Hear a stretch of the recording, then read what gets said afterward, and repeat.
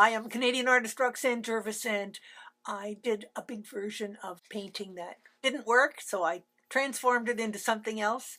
This is a smaller version, which is really nice for small gifts, or if you wanted to have it in a classroom, or you just wanted to do it for yourself. So here we go. I'm using acrylic paint, and because what I'm going to be doing is putting leaves on these 4x4 canvases, I looked at all the leaves that I had and thought, well, what colors should I put in the background? So I'm going to do a mixture of the greens and the yellows this time. Do it very quickly. So this is my yellow, of course. Now I'm going to put a little bit of this on, and because it's acrylic, I'm going to mist the canvases so they will take it in and also mist the paint. And I want to have a wee bit of green tone, so I'm putting blue and yellow together. And the whole idea is not to have the whole thing one solid color, but a variation of color. And I'll put a tiny bit of white in here. And have them paint the edges, because that is a nice way to go. These are dollar store canvases. I'm not sure what I paid for them. And there were maybe 2 of them for $3 or 2 of them for $4. I'm not sure. I've had them for a while and I've been trying to figure out what to do with them. And I decided this is what I would do. Now you know that blue and yellow make green. So I'm not going to have all of these the same color. And you notice that these aren't all the same shape, but I want the same color tones in the background because somebody might be interested in buying a couple and hanging them as a set or a trio.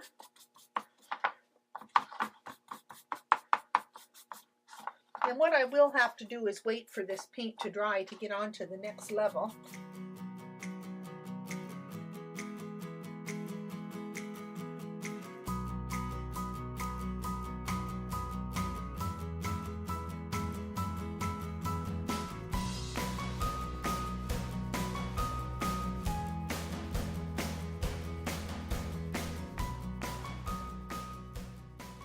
And you see, I'm not just doing lines like this, even though it spreads the paint out faster. See, there's a lot of nice texture here in the brush strokes.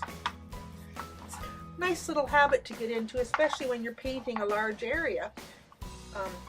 You know, you don't want to have, say this is your sky.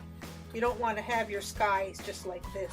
There's a lot more interest when you flip the brush around, give it some texture, and it helps people to loosen up their strokes.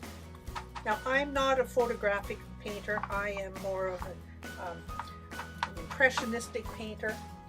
I can do the photographic, but I just don't have any great desire to do a lot of it because it constrains me. My brush doesn't like to go so detailed. Hats off to those that can do it though.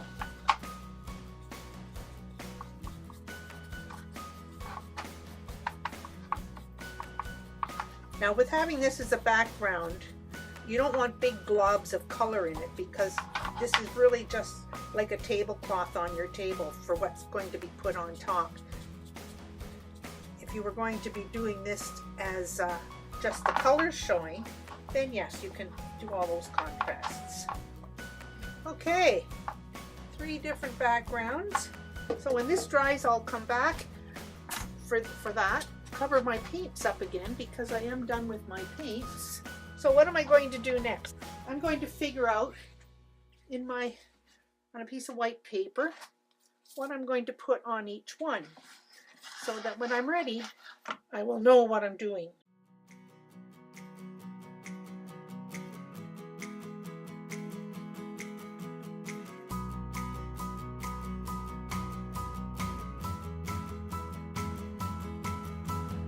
One of the things when I do put these on, I'm not going to put the leaf dead center or perfectly straight.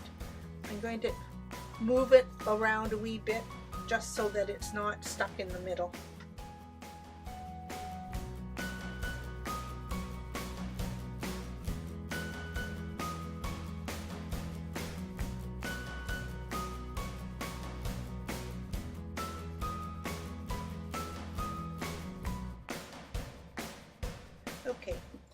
think that's what I'll do right here. There and there.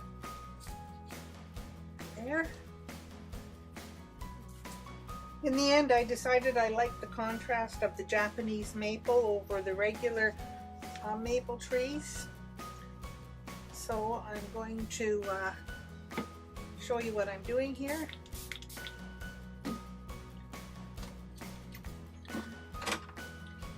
Putting the glue on. Giving it a nice thick layer. A lot easier on a small one than on a big one.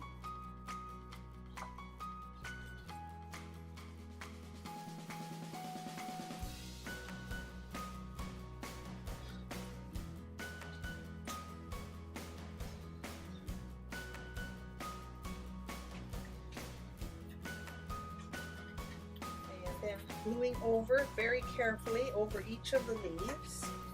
There. That's so much stronger than this on here. So I'll do the same thing for this one.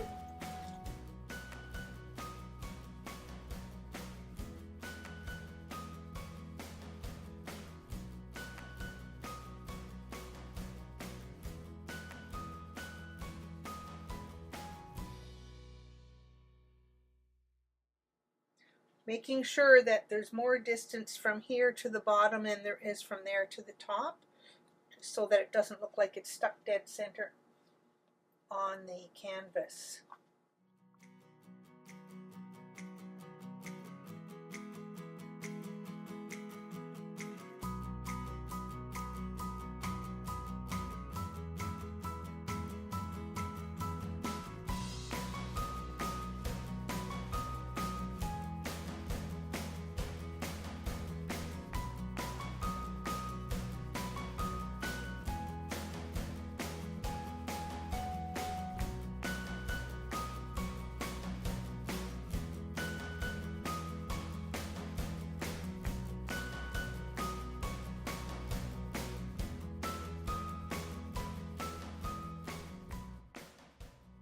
I'm taking off all these extra thicker pieces. I'm finding that it works better if you don't have those bits on.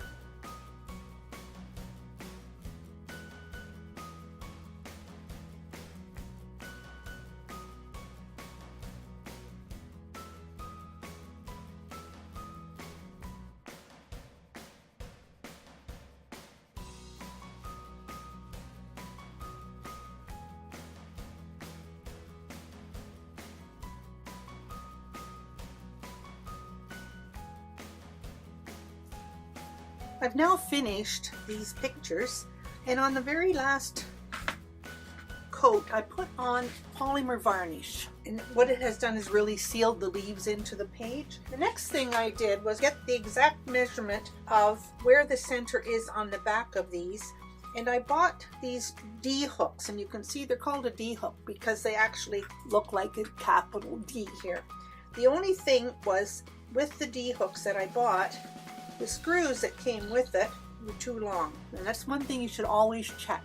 If you're putting a screw on something, make sure it doesn't come through the canvas. So I have been able to find a shorter screw that, when you're done, doesn't come through the canvas. Then I've taken a little drill and drilled a tiny little hole to start where the D-hook should go, and then wherever the hole is, you drill in and put your proper length screw in there. So when you're done, turn these over and you have 3 very interesting paintings ready to hang on the wall. I hope you like what I've shown you. Please subscribe and share with your friends, and we will see you next time.